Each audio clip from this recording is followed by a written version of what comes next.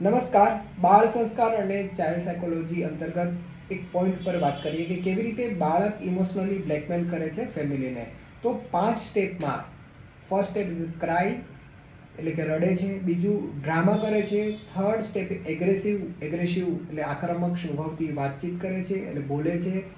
Fourth point એટલે fight કરે છે, મારે છે. અને ફિફ્થ સ્ટેજ એટલે ડેમેજ કરે છે, કોઈ વસ્તુઓને તોડી નાખે છે, ફાડી નાખે છે, એવી વસ્તુઓ છે ને એગ્રેસિવલી ફાડી નાખે છે. સામાન્ય વસ્તુઓ નહીં, કોઈ મોટી વસ્તુઓ એને ખબર નથી, બધી વસ્તુ તોડી ફોડી નાખે છે.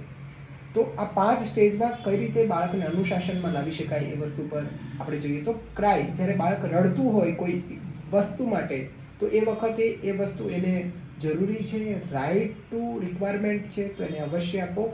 પણ એ વસ્તુ એને જરૂરિયાત નથી અને એ જીદ કરે છે, જે વસ્તુ ઓલરેડી ઘરે છે, તો એને એ વસ્તુ ના આપવી જોઈએ, એને સમજાવવું જોઈએ, એનું માઇન્ડ ડાયવર્ટ કરવું જોઈએ. સેકન્ડ સ્ટેપ છે કે બાળક ડ્રામા કરે છે. એ સમયે અલગ અલગ એવી વસ્તુઓ કરે છે કે તમને પણ, અથવા કોઈ માતા પાસે પહેલાં જશે, એ નહીં ના પાડશે તો પિતા પાસે જશે.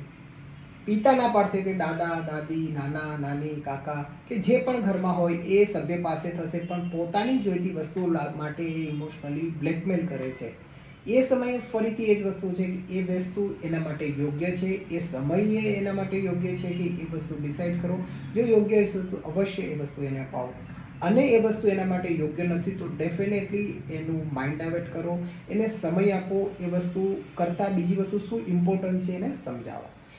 થર્ડ પોઈન્ટ, એગ્રેસિવલી જ્યારે બાળક તમારી સાથે એવી રીતે વાતચીત કરે છે, જે એવું કહેવાય કે એક્સપેક્ટેડ નથી આવું બિહેવિયર બાળકનું, ત્યારે એ વસ્તુને થોડું એવોઇડ કરો અને ઓબ્ઝર્વ કરો. પછી એ ગમે એટલી પરિસ્થિતિમાં એ વધારે પડતું કરે, તેમ છતાં એને એવોઇડ અને ઓબ્ઝર્વ કરતા રહો.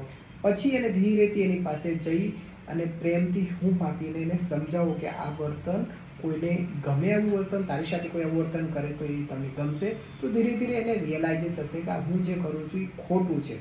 પછી ફરીથી એગ્રેસિવ વર્તન શેના માટે કરું છે કારણ જુઓ. જો એને સમય નથી મળી રહ્યો, કોઈ વસ્તુ જરૂરી છે એવી વસ્તુ નથી મળી રહી, તો એ વસ્તુ જો સાચી હોય તો એને ફૂલફિલ કરવાનો પ્રયત્ન કરવો જોઈએ. ફોર્થ સ્ટેજમાં બાળક જ્યારે ફાઇટ કરે છે, ઘરે મહેમાન આવેલા છે કે કોઈ પણ વસ્તુઓ છે, એને ગમે તે રીતે બિહેવિયર કરે છે, અથવા કોઈ નથી તેમ છતાં બિહેવિયર કરે છે. અથવા એક વસ્તુ હું કહું કે એકવાર ક્યાંક અમે જતા હતા અને ત્યાં આગળ મોબાઈલ લેવા માટે એ એની માતાને એવું કહે છે કે મમ્મી મને મોબાઈલ આપ, નહીં તો હું તને મારીશ. એટલે આ સ્ટેજ જે છે ખરેખર એના માટે ખૂબ નુકસાનદાયક છે, પરિવાર માટે અને બાળકના ડેવલપમેન્ટ માટે. તો ડેફિનેટલી એ સમયે ખૂબ આવશ્યક હોય છે બાળકને ટ્રેનિંગ આપવાની.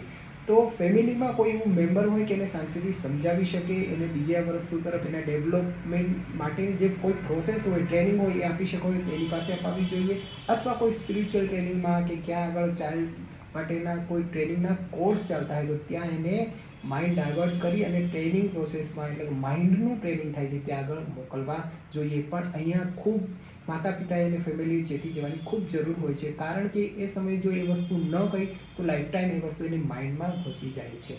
અને લાસ્ટ સ્ટેજ કે આ બધું જ કર્યા પછી બાળક છે ને એને વસ્તુ, જોઈતી વસ્તુ નથી મળતી, ત્યારે એ શું કરે છે કે કોઈ પણ વસ્તુ ફેંકી દે છે, તોડી નાખે છે. અને એવી મોંઘી વસ્તુ, એને ખબર છે કે આ વસ્તુ ખૂબ ઇમ્પોર્ટન્ટ વસ્તુ છે, મોંઘી, તેમ છતાં એ ઇમોશનલી બ્લેકમેલ ફેમિલીને કરવા માટે એની જોઈતી વસ્તુ ન મળવાના કારણે આટલા હદ સુધી જાય છે.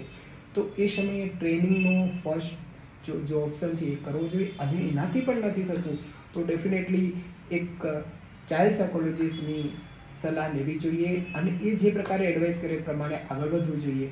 બાળક માટે એક સરસ રીતે શાસ્ત્રોમાં કહ્યું છે કે એને લાર્યતે, માર્યતે અને મિત્રયતે, કહેવાય 0 થી 3 અથવા 0 થી 5 વર્ષના બાળકોને પ્રેમ આપો, હૂંફ આપો, સ્નેહ આપો.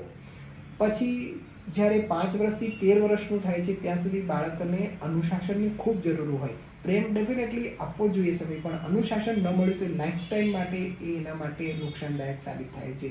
અને 13 વર્ષ પછી એને અનુશાસન તો સાથે સાથે ચાલુ જ રહેશે, પ્રેમ પણ ચાલુ રહેશે, પરંતુ મિત્ર જેવો સ્વભાવ ખૂબ જરૂરી છે. જો એ વખતે એની મિત્રતા એના માતા પિતા સાથે ન કેળવી તો એ શું કરશે, ઘણું બધું છુપાવશે, ઘણી બધા વ્યસન કરશે, ઘણી બધી એમ કહેવાય કે રોંગ ટ્રેક પર જશે. એ બધી વસ્તુ ઘણી બધી પોસે, એ વખતે એને ખબર નથી કે શું સાચું છે અને શું ખોટું છે. પણ જેના સંસર્ગમાં આવે છે, જેના સંગમાં આવે છે, એ રીતે એનું જીવન એ તરફ ફંટાઈ જાય છે. એ સમયે મિત્ર ભાવે એને પૂછતો તો એ બધી વસ્તુઓ ટ્રાન્સપરન્સી માતા પિતા સાથે એ શેર કરે છે. તો આ રીતે જ્યારે મને એવું લાગે છે બાળક ઉછેરમાં સાવધાની રાખવામાં તો નિશ્ચિતપણે એનો વિકાસ ખૂબ સારો થાય. અમે ઘણા બધા બાળકો અમારી પાસે જ્યારે ટ્રીટમેન્ટ માટે આવતા હોય, એ આયુર્વેદ ચિકિત્સા માટે આવતો તો ઘણી બધી વસ્તુ એમની સાથે વાતચીત થતી હોય ત્યારે આ બધા પોઈન્ટ અમે ઓબ્ઝર્વ કર્યા હોય અને ઘણું બધું શાસ્ત્ર અને ચાઇલ્ડ સાયકોલોજી બધાના ઓબ્ઝર્વેશન માટે પછી અમે આ કન્ફર્મ કર્યું કે આ 5 પોઈન્ટ અને આ 3 પોઈન્ટ જે મેં તમને કહ્યા કે પ્રેમ, હૂંફ, સ્નેહ અને પછી અનુશાસન અને મિત્ર ભાવ જે એના માટે વિકાસ માટે ખૂબ સરસ રીતે મદદરૂપ થાય છે. તો હોપ સો હું એવું આશા રાખું કે આ વિડીયો આપને મદદરૂપ થયો હશે. આભાર.